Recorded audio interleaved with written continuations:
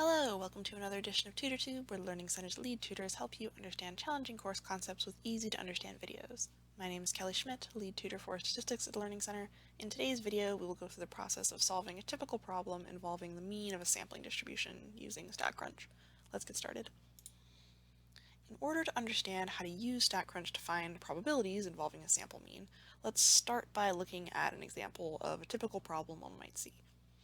The IQ of humans is approximately normally distributed with a mean of mu equal to 100 and standard deviation equal to 14. Find the probability that a simple random sample of 49 people will result in a sample mean greater than 105, or a probability that the mean of x is greater than 105. In order to use the normal calculator in StatCrunch to calculate this probability, we first need to verify that the sampling distribution is normally distributed. There are two conditions we need to look for. First, the question might state that the sample comes from a population that's normally distributed. If this happens, we know automatically that we've met our assumption and we can move on to the next part of the test. For example, our question here says that the IQ of humans is normally distributed, so we're good to go. If the question doesn't specify that the sample comes from a normal population, we have to check a second condition. The sample size must be greater than 30. In our example, the sample size is 49, so this condition is met as well.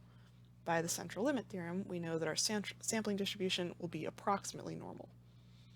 Now that we've verified our assumptions, we can move on to the second step, finding the mean and the standard error of the sampling distribution. The formula for the mean is simple. Mean of the sampling distribution of x is equal to the population mean. In our problem, the mean of the population was given as 100, so this will be the mean of the sampling distribution.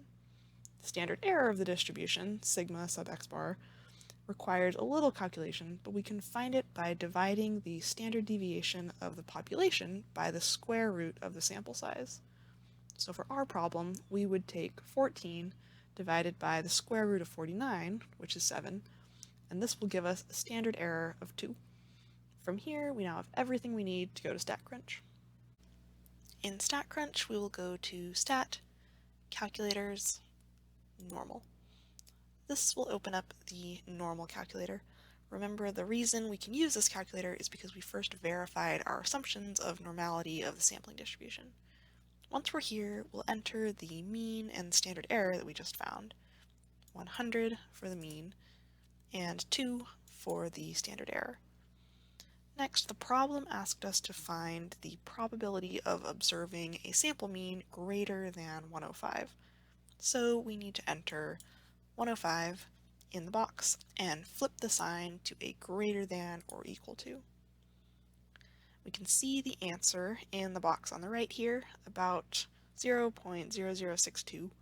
So if we were to interpret this, we could say that there is only a 0.62% chance of seeing a sample of 49 people with a mean IQ score greater than 105.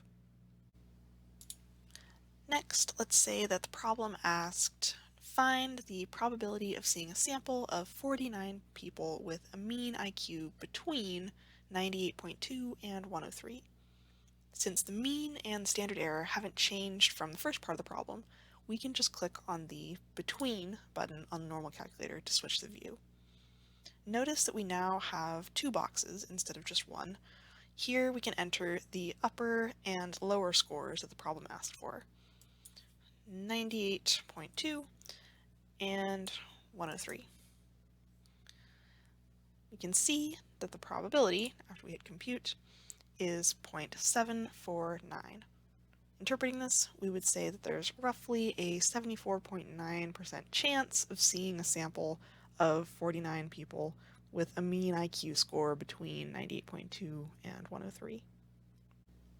Finally, we might be asked, find the probability of obtaining a random sample of 49 people with a mean IQ score more than 4 points from the population average. We can also use the Between calculator to solve this, but first we need to find our upper and lower limits.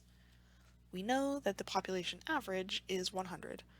If we're more than 4 points away from the mean in the positive direction, we will be interested in the probability of seeing values greater than 104. On the other hand, if we are more than 4 points away from the mean in the negative direction, we will be looking at the probability of seeing values less than 96.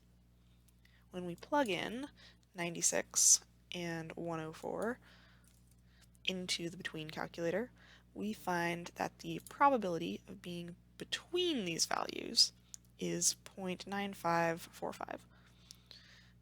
Using the fact that the total area under the normal curve is equal to 1, we can find the probability we need by taking 1 minus 0.9545, which is equal to 0.0455. So we can say that there's only a 4.55% chance of obtaining a sample of 49 people with a mean IQ that is more than 4 points away from the population mean of 100. Alright, so with that, we have covered the basics of a typical sampling distribution problem using StatCrunch. Thank you for watching this video. Please subscribe to our channel for more exciting videos. Check out the links in the description below for more information about the Learning Center, and follow us on social media. See you next time.